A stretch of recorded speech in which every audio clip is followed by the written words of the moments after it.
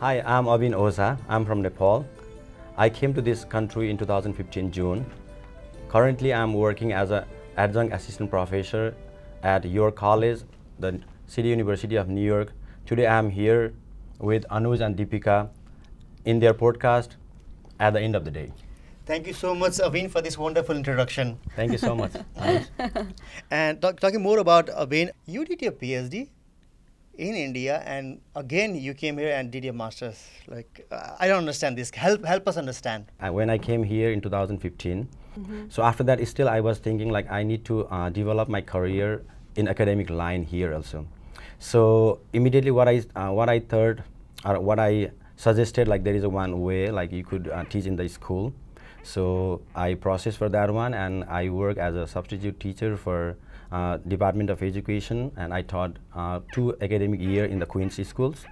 And at the meantime, I was applying for other jobs, and I was fortunately like I was called for one interview, and in that interview like they told me like you have lots of experiences, everything, but only one thing is missing. That is like we didn't see any academic culture, like on the understanding of or the experiences of academic culture in the United States. Oh, of the US? Yeah, Oh, interesting. because like they said like precisely they said like for example how the classes goes on, and most important thing is like how do you take the examination.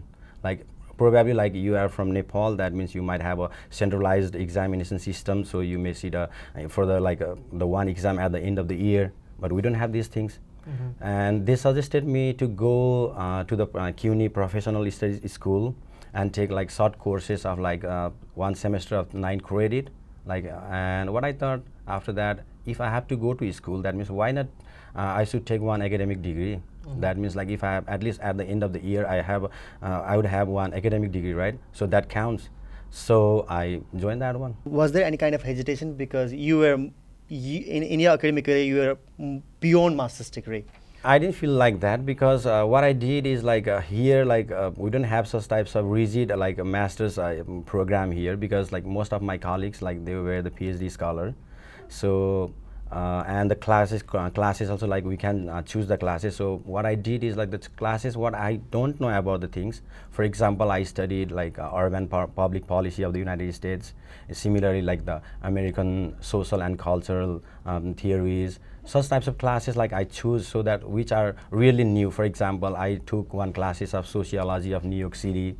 In the same way, like my classes were diverse, and particularly they are focusing on the socio-economic and political situation, or the sociological perception of all these urban and the urban places of the United States. So like it was quite interesting because though I am taking the classes of master's degree, but I didn't feel because I'm just always what I'm feeling is I'm learning more about the United States. Interesting. So all those times you were just trying to find a way. Yeah, exactly. Right? Exactly.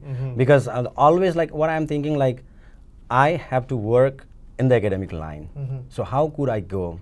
How could I, for example, like most of the people they says like the degrees from the foreign, especially the degrees from like English as a second language countries, that means it doesn't work in the United States. But what I find is they work, but only what we need to do is we need to galvanize it. Right.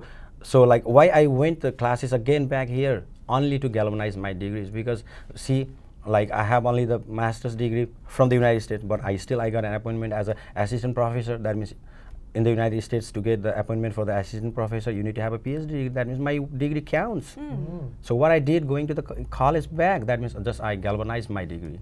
Did your going to the master's degree at City University of New York helped you get this current job as an adjunct assistant professor?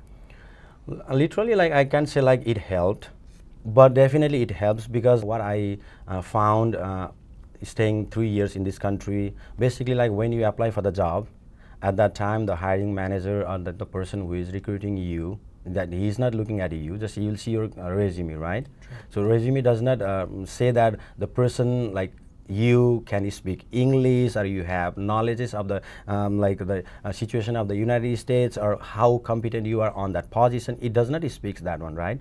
But what happens, like if you have a degree from here, that means it speaks because you went to college. That means you can write in English, you can speak in English, and you learn something about the United States. So literally that helped. And the most important thing is like the references from the professors. Actually, like why I went to the college only for the rapport building, because here networking is an important to get a better job. First thing. Second thing is you need to have a good reference from the good person, right? So until and unless you are not working with a certain professors or other personnel, that means they are not going to write a reference for you. So at least I went to college. That means I got a person to write at least a page for me. So that counts. So definitely these things, it helped me a lot. But personally, like I don't have any network. I didn't do anything. Just I found one link in the website, like in the higher ed job or something. So I applied and I got called. That's it. What motivated you to pursue this academic career here? Basically, like you have, when you come to the United States, like I guess like you have two options in front of you. Either like you want to continue your own profession, like or the career what you have in the past, or you want to earn dollar, right? So far I'm not earning anything because how much I earn, that I only spend it, because I always look for my career. So I myself, like what I'm thinking, like I'm in the new nation, like everything is new for me, but at least if I try, I could pave the path for myself. So the motivation is the self inspiration, or why, like the self desire. What is the good word for that one? I don't know, but like the self initiation, I said like, or I have a self esteem of I will do this. So it took me like 3 years to get this position. So how is your teaching experience now that you have started teaching undergrad students? Okay, frankly speaking, on the very first day, like when I went to the college, at the time, like I was quite upset, right? Before entering the class, I was nervous, and I called one of my friend in the morning, and I'm saying like just I'm outside waiting for the class. So at that time, I was like 50% I was excited.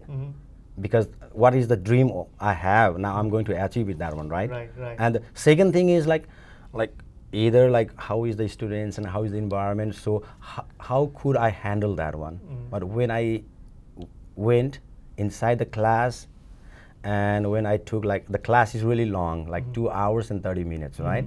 So it's really a long classes, but I don't know like how I handle it.